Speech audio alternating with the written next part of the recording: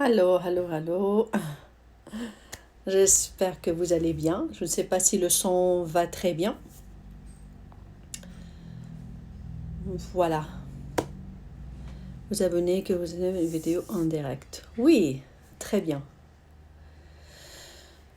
Donc là, je fais cette vidéo-là pour faire une introduction. Pour faire une introduction sur une série de vidéos que je vais faire concernant la femme.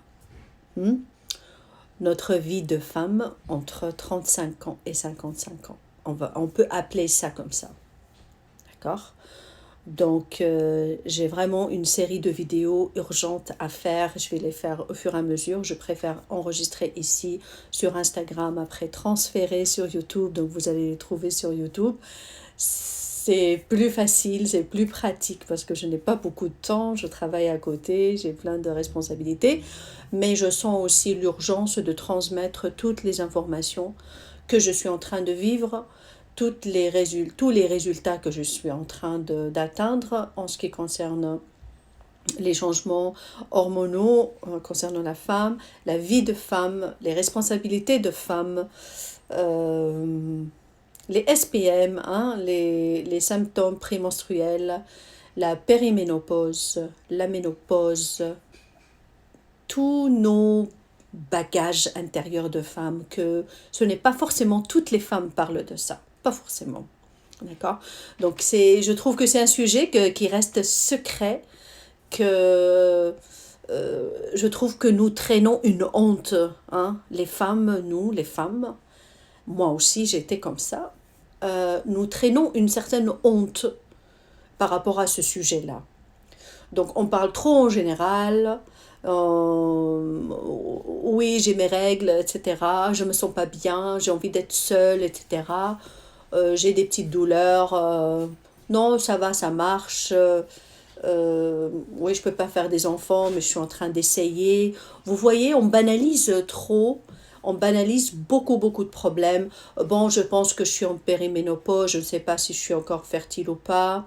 Euh, je pense que je commence la ménopause. Ouais, j'ai des problèmes au niveau des os, des articulations, euh, bouffée de chaleur, etc., etc., etc. Mais tout ça, ça reste, on en parle, mais ça reste très, très général. Très, pour moi, j'ai trouvé, après mes recherches de nutrithérapeute et je suis prof à l'université, j'écris, j'ai fait des études en naturopathie et je suis d'abord et avant tout une femme, je suis une personne humaine, puis j'observe tout ce qui se passe autour de nous et au fond de nous-mêmes et je vois que le sujet de la femme, ce sujet-là, donc on parle beaucoup de tout ce qui est superficiel, la femme, make-up, la mode et tout, mais on ne parle pas de ce que la femme vraiment ressent au fond d'elle-même. Vraiment. Par rapport à tout ça, par rapport aux hormones, par rapport à ses émotions, par rapport à sa féminité et le féminin, l'énergie féminine qui est en elle. Et donc tous ces sujets-là sont en général, on veut les zapper, on ne veut pas en parler, c'est pas important, on les maquille, vraiment dans le sens propre des mots, on les maquille, on veut les cacher, parce qu'on veut passer à autre chose. Mais regarde, si tu veux passer à autre chose, tu veux pas aujourd'hui t'arrêter sur les problèmes hormonaux que tu as, ou tu veux pas comprendre tes hormones, ou tu veux pas te comprendre de l'intérieur. Si tu zappes ça aujourd'hui, moi, je peux te dire que après ça va être très très difficile, dans 10 ans ou dans 20 ans, peu importe ton âge. Donc, cette vidéo s'adresse à 35 ans et plus. Mais si on est plus jeune, on pourrait aussi écouter cette vidéo, cette série de vidéos. Parce que je trouve que comprendre le mécanisme hormonal féminin, comprendre la féminité, la vraie féminité, là on ne parle pas de talons hauts et de make-up et tout, on parle d'autre chose, se comprendre en tant que femme, et comprendre ce que nous vivons et notre rôle intérieur, la machine que nous avons. C'est la machine reproductrice. Pourquoi elle s'arrête, elle va s'arrêter, quand et comment on va vivre cette transformation-là avec honneur et avec beauté et avec acceptation aussi, sans défaite. Au contraire, c'est une belle gloire. Bon, il y a une fonction qui va s'arrêter dans notre corps et c'est tout. Et parce qu'on va passer à autre chose. Donc, c'est très, très important pour moi qu'on explique tout ça, qu'on redéfinit, qu'on parle de nos bobos de femmes. Parce que moi, j'ai remarqué que quand j'ai des bobos de femmes, moi je suis en périménopause, j'ai 46 ans, quand j'ai des bobos de femmes, quand j'en parle, ça me fait beaucoup de bien. Tout simplement, c'est la première chose que j'ai remarqué. Plus la femme parle de ces bobos-là, elle les extériorise, donc elle reste pas seule avec ça, il y a quelque chose qui se fait. Il y a une énergie là qui va se libérer tout d'un coup. Donc, et c'est pour ça que moi j'ai choisi à en parler ici. D'abord, peut-être que moi, si j'ose en parler, parce que je vais vous parler de mon expérience personnelle, et des expériences autour de moi et des statistiques et tout ce que j'ai vu et tout ce que j'ai analysé et tout, peut-être que ça va vous encourager, vous, à, à en parler aussi, à en parler, toi et toi, dans ton journal, à en parler à ta meilleure amie, à en parler à ton mari, ça c'est encore un autre sujet, à en parler à ta maman. Moi, ça faisait pas longtemps que j'en ai parlé à ma maman. C'était la première fois que j'ai abordé le sujet. Et ça m'a fait un bien fou d'en parler. Vraiment. Parce que je me rappelle rapidement de maman, ce qu'elle a vécu pendant la ménopause et tout. Et puis, euh, et puis ça m'a fait du bien de partager avec elle quelques informations et tout. Ça nous rassure quand on en parle. Puis on reste authentique dans cette expérience-là. Il y a beaucoup de femmes qui disent oh c'est pas un sujet, allez vas-y make up, wake up et profite et tout. Non mais le bobo il est là, il y a quelque chose qui se fait, ça demande notre attention, il faut qu'on accompagne tout ça, il faut qu'on prenne soin de nous mais vraiment de l'intérieur, vraiment authentiquement de l'intérieur. C'est pour ça que je trouve ça important qu'on aborde le sujet d'une façon très très profonde et très réelle et authentique. Nous, les femmes, on traverse des périodes de merde. Voilà, moi ce que j'appelle l'authenticité, c'est vraiment dire les choses telles qu'elles sont. Nous, les femmes, il nous arrive hmm, d'avoir envie de rien, de ne pas comprendre qui nous sommes, qu'est-ce que nous vivons. Puis ça arrive une certaine période de bouleversements hormonaux et puis on dirait qu'on quitte ce monde, puis après on revient, oh j'atterris là, je reviens. On part et on revient. C'est au niveau de notre qualité de vie en tant que femme, en tant qu'être humain, ça a un impact énorme, moi je trouve. Il n'y a pas une femme qui n'a pas peur de cette période-là, de avant les règles, pendant les règles. Surtout en périménopause, c'est tout le temps des bouleversements, tout le temps. Tu sais pas, tu sens que tu es en combat avec quelque chose. Il y a quelque chose qui te guette, d'accord? Je vous rappelle que la périménopause, elle pourrait commencer très tôt. La périménopause, c'est une période qui prépare la ménopause, qui vous dit que, ok, ta petite quantité, elle est en train de se réduire et on va passer à autre chose. Les ovaires sont fatigués, tout ça. Puis, voilà. Donc, je vais parler de tout ça. Euh, je vais parler aussi des émotions par rapport à tout ça. Donc, les émotions. Comment on peut garder notre positivité en extériorisant notre négativité, bien sûr. Hein? Donc, on ne peut pas devenir positif si on n'a pas extériorisé ce qui ne va pas. Voilà. Bien sûr, moi j'utilise des remèdes naturels. Donc, d'abord, on va parler de notre santé en général, comment on garde la santé, qu'est-ce qu'on mange, qu'est-ce qu'on doit vraiment manger quand on est quand on vit des événements comme ça. Mais en général, qu'est-ce qu'on doit manger? Sur quoi on doit accentuer vraiment? C'est quoi qu'on doit... quels sont les aliments superfoods qu'une femme doit vraiment vénérer dans sa vie, vous voyez? Quels sont tes remèdes naturels? Moi, je ne vais parler que des remèdes naturels, bien sûr, je ne suis pas médecin. Et puis, je vous parle de mon expérience personnelle. Je vous laisserai des recommandations de produits naturels que vous pourriez acheter chez les herboristes, sur Amazon, des choses comme ça. Donc, il y aura des aliments de calme qui vont te calmer tout de suite, calmer la crise. Puis, il y aura des aliments naturels ou des traitements, des remèdes naturels qui vont traiter la question, comme l'équilibre hormonal, rajouter le progestérone, ne pas avoir trop d'estrogène dans ton corps, etc., etc.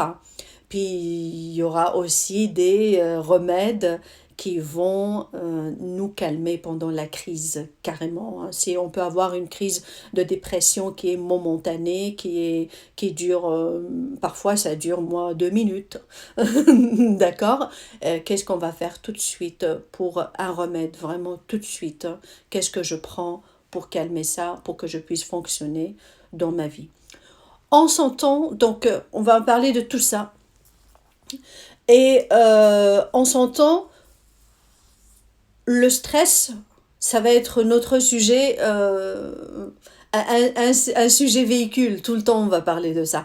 Parce que je vais vous dire quelque chose, si vous n'avez pas une vie stressée, à 90%, vous n'allez pas avoir des problèmes comme ça. Parce que moi, j'ai remarqué quand je partais en vacances, par exemple, quand je partais en vacances, je n'ai rien de tout ça. C'est magique, hein? Donc, la question que je me suis posée, comment je peux faire de ma vie des vacances?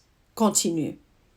Vous voyez? Donc le stress joue un rôle très très important dans le bouleversement de nos hormones. Ok.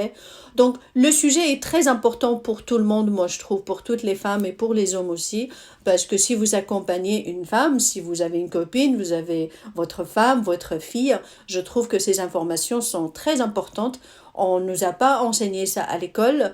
Les médecins ne nous parlent pas de ça. Moi, je me rappelle, je suis allée voir mon médecin de famille. Je lui avais dit, je pense que j'ai ça et ça et ça. Je pense que je suis en périménopause. Elle m'avait dit, bah, préparez vos antidépresseurs.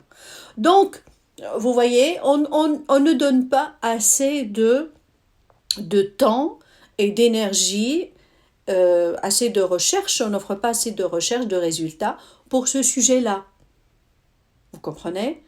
Tant que ce sujet-là pour les femmes, il est tellement dangereux, je trouve, parce qu'il pourrait causer beaucoup de problèmes de santé dans le futur pour les femmes. Plein de problèmes de santé pour les femmes sont liés à ce jeu hormonal, à la non-compréhension des hormones, les hormones sexuelles, etc., etc. Il faut faire vraiment très attention. Les femmes qui ont le cancer sont les femmes qui n'ont pas compris ce qui se passait dans leur corps à 40 ans. Vous comprenez?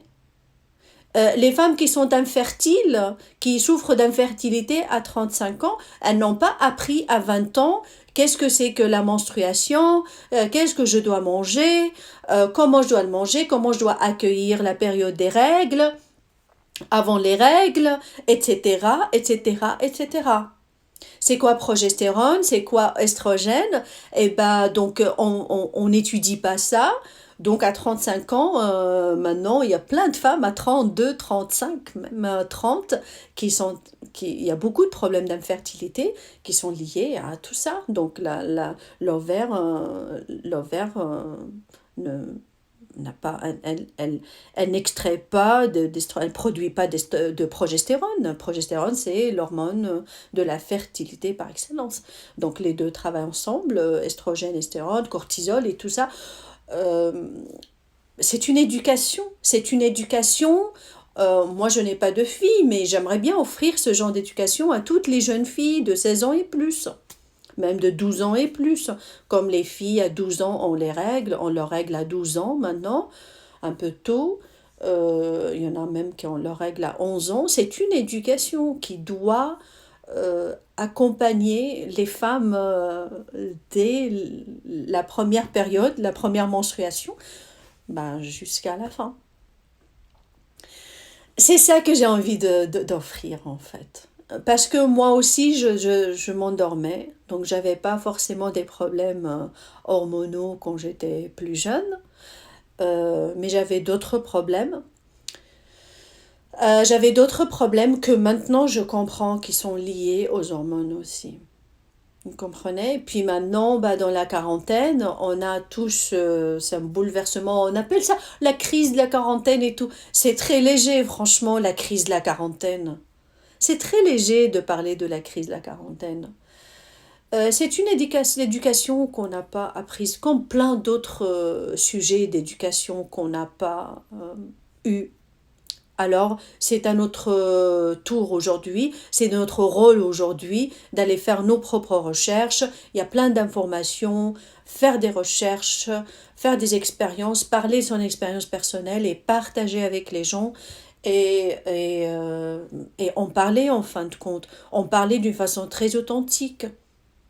Et arrêter de dire les crises de la quarantaine, la ménopause, c'est fini, je ne sais pas quoi, je ne sais pas quoi, ou le substitut hormonal et tout. On va substituer les hormones juste dans les cas vraiment extrêmes pour les personnes malades, les femmes qui ont des maladies assez graves et tout.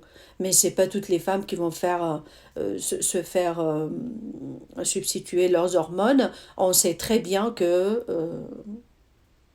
ça cause le cancer.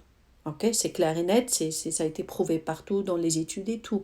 Alors, c'est quoi l'alternative naturelle? D'abord, avant de parler de n'importe quelle alternative, pourquoi? Ça vient d'où? Est-ce que je peux améliorer ma qualité de vie? Est-ce que je peux m'asseoir et consacrer 10 minutes par jour pour comprendre qu'est-ce qui se passe au fond de moi-même? Est-ce que je peux créer un journal pour voir toute cette histoire-là pendant un cycle ou deux, trois. Comment je suis, qu'est-ce que je sens, comment je le ressens, et ça c'est ma vie. C'est ma vie de femme. Voilà.